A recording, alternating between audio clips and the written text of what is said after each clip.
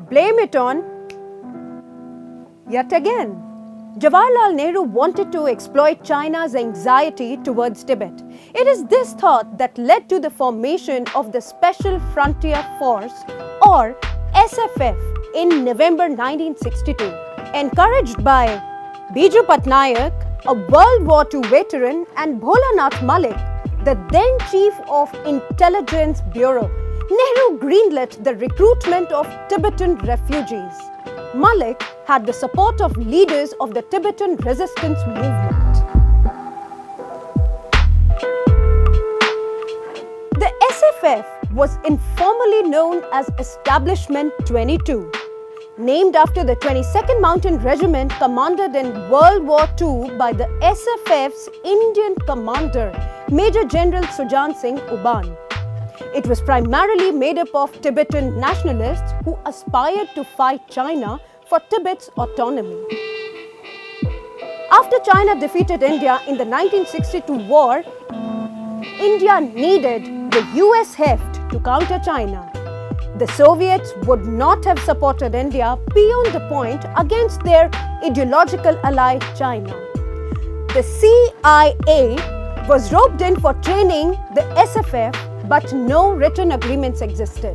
Is it possible that India wanted China to know that Tibetan nationalism could and would be used against the PLA should push come to shove again after 1962? Cloud RP, author and expert on Tibetan issues, does not rule out the possibility. All these years, all these decades, the Special Frontier Force has remained quite secretive in India. Now the things are different. It's an open secret, everyone knows. So I think the message also, that the fact that they have been used, is a message also to Beijing that the Tibetan people are with India. Xi Jinping has been repeating since 2012 when he came to power, the stability of China depends on the stability of Tibet. So his purpose is to get the Tibetan along and to bring the Tibetan to help China to defend the border. So for the purpose, he has started a very large recruitment of young Tibetan into the PLA. After the large-scale uprisings in Kham and Amdo regions of Tibet against the destruction of many monasteries and murder of monks by the Chinese authorities, hundreds of refugees fled to India in the 1950s. Even the Dalai Lama came to India in 1959. China was anyway upset with India over Indo-Tibetan border, the Mcmahon line.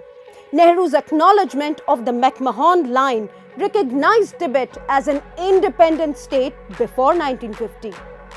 Tibetan refugees, particularly those from Kham, may have considered joining the SFF to their benefit. Nehru allowed the CIA to carry out their secret activities in Dharamshala supporting Tibetan rebels. As his trusted IB chief Malik noted, Nehru was preparing for the day when it would be possible for India to restore Tibet to a semi-independent, if not independent status. Biju Patnaik played a vital role in getting the CIA to set up a secret communication base in Charbatiya in Odisha. The CIA, Indian intelligence officials, and Tibetan rebel leaders stayed in constant touch through this facility. Under the leadership of a naval officer, Captain Mohan Singh Kohli, the SFF undertook several mountaineering expeditions in the Himalayas 1964 onwards. These expeditions were to set up and maintain a spying apparatus on Nanda Devi for the CIA to keep an eye on China's nuclear capabilities. The Americans heavily relied on this facility till 1969. The SFF also played an important role in the 1971 Indo-Pak War. Indira Gandhi is said to have asked specifically for the deployment of the SFF in East Pakistan. Strategic affairs expert and author Praveen Swami tells us more. General Oban's troops went to war in the Chittagong hill tracts long before the formal India-Pakistan war over Bangladesh actually broke out. It was vital for India to conceal the fact that it was using troops in the region. So they used hastily procured Bulgarian-made AK-47s and US carbines and equipped its Tibetan troops, who of course had been trained earlier by the CIA, at the cost of 56 dead and 180 wounded. The Special Frontier Force succeeded in destroying several key bridges and harrying Pakistan's entire 97 Independent Brigade and cracked 2 Commando Battalion.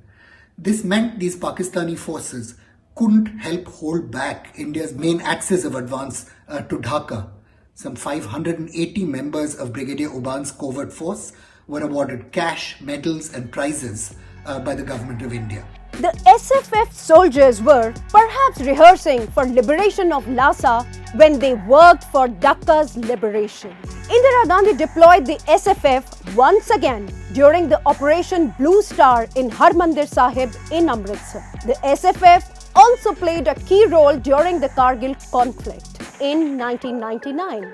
In spite of their contribution in India's strategic actions, the SFF personnel have rarely been publicly acknowledged. SFF is undoubtedly one of India's best kept secrets. Well, at least until now.